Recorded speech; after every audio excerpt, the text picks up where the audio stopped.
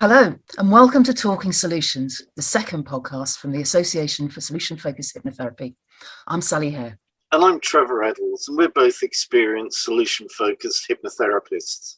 A lot of people are coming to see us about sleep, or lack of sleep, so we thought this time we'd look at sleep and insomnia and how solution-focused hypnotherapy can help.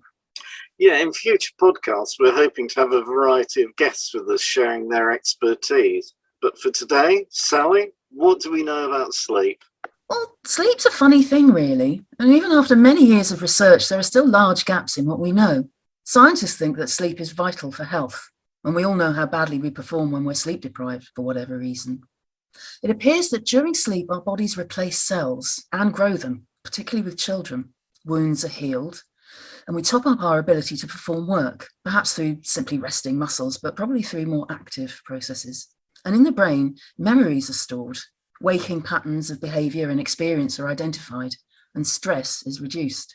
On that last point, your solution-focused hypnotherapist will also talk about emptying your bucket during sleep. Sounds like a chamber pot. No, not quite. The idea is that during the day, every stressful thing that happens to you gets put in a metaphorical bucket. The more you sleep, the more the bucket is emptied. If it isn't completely emptied, then today's stress levels build up on top of yesterday's. And if you've had traumatic events and situations happen to you in the past, there may be a few bricks in your bucket before you even start. If the bucket overflows, this can result in panic attacks. And constantly high bucket levels lead to ongoing feelings of anger, anxiety, or depression. People often ask what a normal sleep pattern looks like. Is it going to bed, falling asleep, and apart from trips to your chamber pot, staying asleep until waking refreshed in the morning? It seems in the past, during long nights without electric lights, people went to sleep when it got dark, then woke up in the middle of the night and performed tasks or visited neighbours. Then they went back to sleep until there was daylight.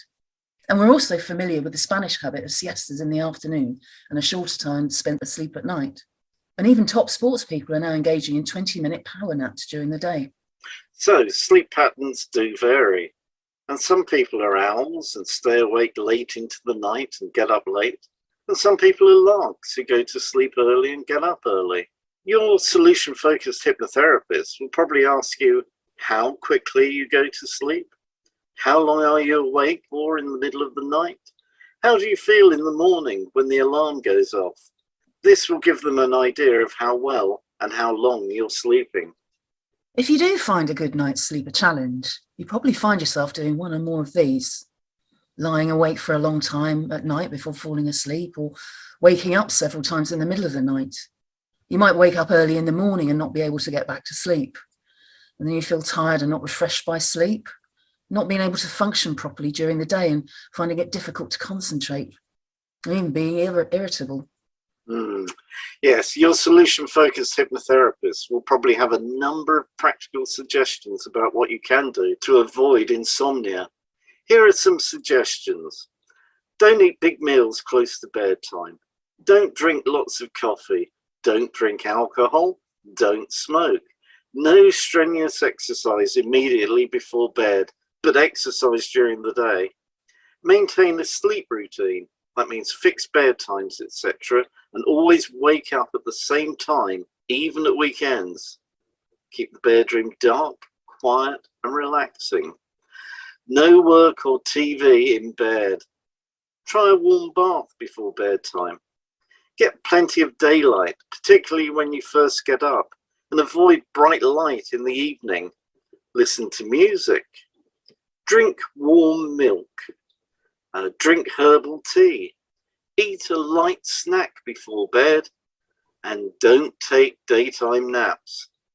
Of course, some people recommend that you don't go to bed until you're sleepy and get up again if you haven't gone to sleep after 15 minutes. You can then read until you feel sleepy and try again. Anyway, that's quite a list of suggestions. And of course, some people will find some things more helpful than others. So it's always worth trying a few and seeing what works best for you. Yeah, I know the National Sleep Foundation in 2002 found that insomnia affects nearly 60% of US adults at least one night each week. And a 2021 survey of UK residents found that 36% of UK adults struggle to get to sleep at least on a weekly basis. Almost 1 in 5 have trouble falling asleep every single night. Nearly half of the UK have trouble falling asleep at least once a month. So, what other sleep issues do people struggle with, Sally? Well, there's sleep apnea, which affects around 1.5 million people in the UK. It causes people to stop breathing abruptly while they're asleep. Carbon dioxide builds up in the blood, and the sleeper wakes suddenly to gasp for breath. Then there's narcolepsy. It's a neurological sleep disorder that affects 30,000 people in the UK. Sufferers experience periods of intense sleepiness during the daytime. There's sleepwalking, somnambulism, and night terrors, which are far more common in young children. Of course, it's always wise to speak to your GP if you're experiencing anything that's giving you concern.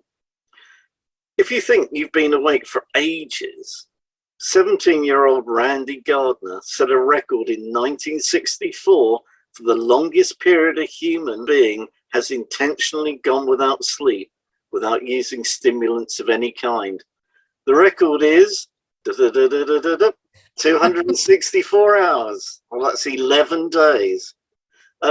It's now thought unethical to try to repeat this experiment. I'm not surprised. I know that some people who are kept awake by their partner snoring. Interestingly, as soon as their partner goes into REM sleep, that's the period where a person is dreaming and their eyes are moving rapidly, they will stop snoring. But if they've already been banished to the sofa, of course, it won't matter. Some people think they have insomnia because they go to bed and worry and find it hard to get to sleep.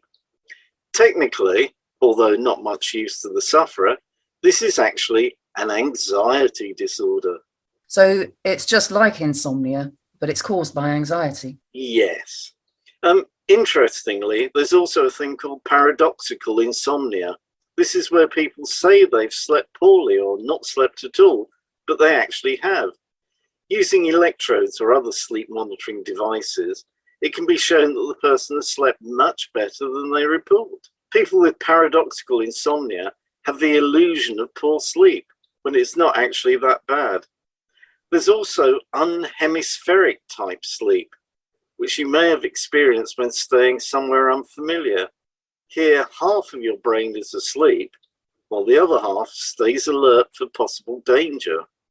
Ducks, dolphins, and other animals have this ability too.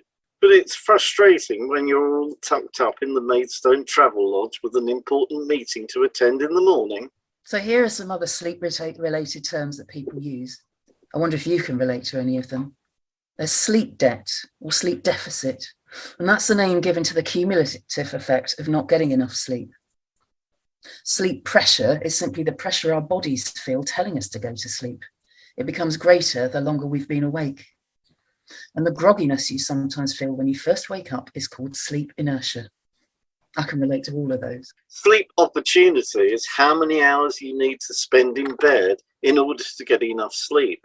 It's calculated by adding together the number of hours of sleep you need, plus the number of hours you know you'll need in order to fall asleep, plus how long it takes you to wake up.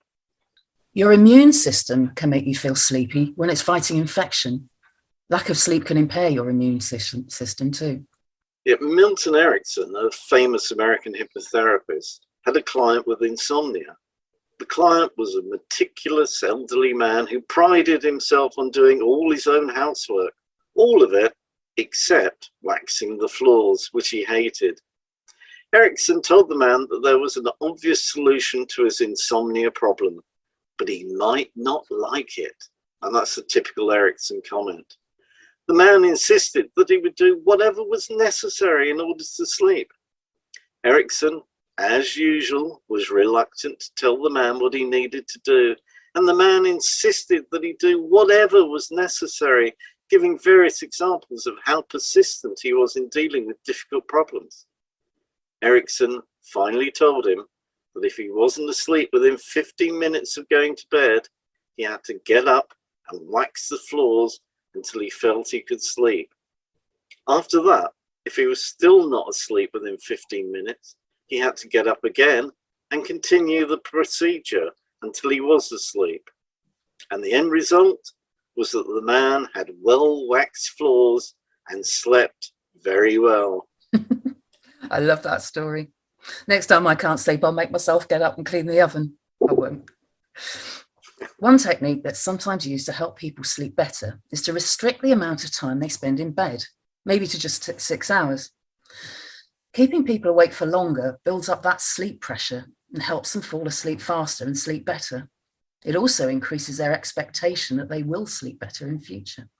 Yeah, your solution-focused hypnotherapist might recommend that you try paradoxical intention. Now, this is where, instead of lying there struggling to get to sleep, you remain passively awake and avoid any effort to fall asleep. This eliminates any performance anxiety that goes with trying and failing to go to sleep, which may simply inhibit sleep onset. People often naturally fall asleep. If your insomnia is caused by stress, anxiety, or feeling depressed, your solution-focused hypnotherapist will definitely be able to help. As mentioned earlier, they'll help you empty that bucket of stress. And they'll emphasize what we call the 3 Ps, which is key to our approach: positive thoughts, positive actions, and positive interactions. And there's a 4th P too: purpose.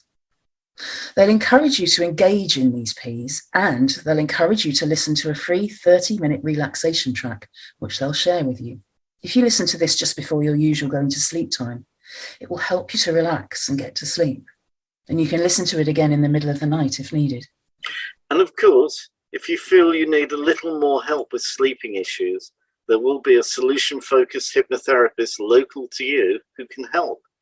Check out our solution-focused hypnotherapist directory at afsfh.com, where you'll find a comprehensive list of qualified solution-focused hypnotherapists in your area who will work with you and your sleep or a whole host of other issues, some of which we'll be covering in future podcasts.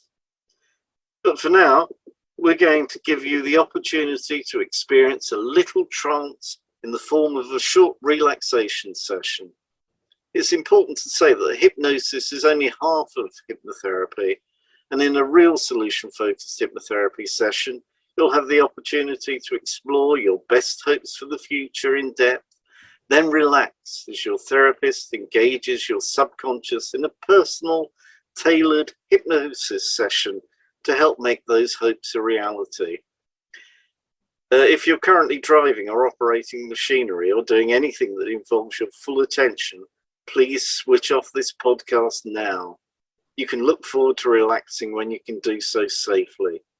But if you're able to relax now, spend a few moments getting yourself comfortable as I hand over to Sally. Thanks, Trevor. So yes, take the time to get yourself really easy there, making sure your head's supported and you're feeling warm.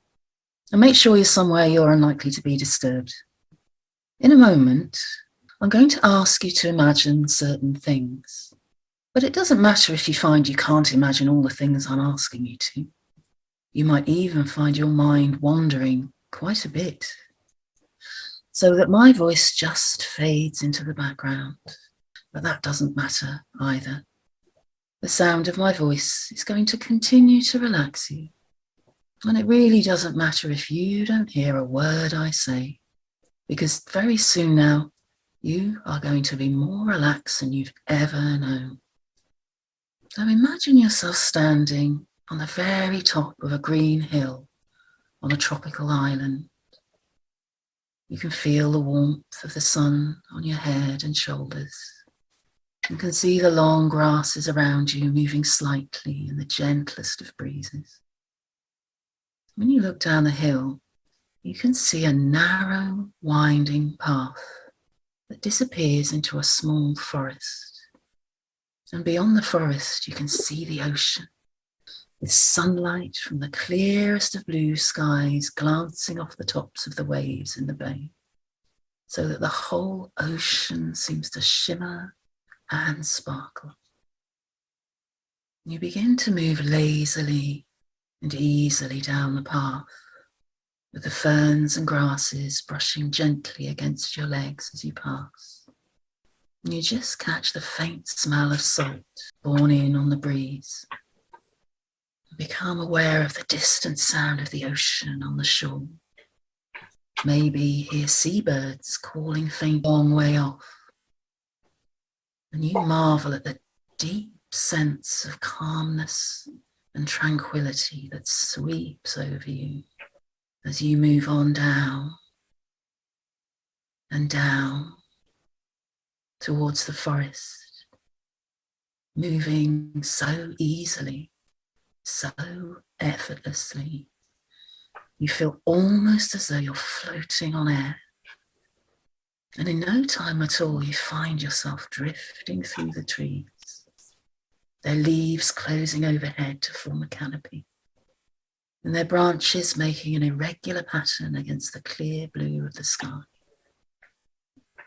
It's pleasantly cool in the forest, and the gentle sound of birds singing, going faintly, and the scent of the trees and undergrowth relaxes you still further as you move easily into the inviting depths, becoming lazier and lazier with each step you take. You can hear a stream somewhere, its gurgling sound gradually mingling with the sound of the ocean as you follow the winding path down and down towards the beach that you know is in front of you, weaving through the trees and brushing aside the occasional piece of foliage until, quite suddenly, you feel the warmth of the sun on your head and shoulders again, and you find yourself on a beautiful deserted beach. A wonderful golden shoreline sweeps away in a gentle curve in front of you to a distant point where the trees seem to come right down to the shoreline, so that their branches actually seem to overhang the ocean itself. You can feel the sand warm between your toes as you stroll lazily across the broad beach to the water's edge.